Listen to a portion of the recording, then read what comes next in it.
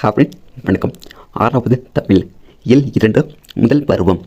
முதல் எழுத்தும் சார்பு எழுத்தும் அப்படின்னா என்ன? எழுத்துக்கள் அப்படின்னா உங்களுக்கு தெரியும். நார்மலாக இந்த எழுத்து அ ஆ இ ஸோ அதான் எழுத்துக்கள் 2 வகைப்படும். முதல் எழுத்துக்கள் சார்பு எழுத்துக்கள். ஓகேவா? முதல் எழுத்து அப்படின்னா என்ன?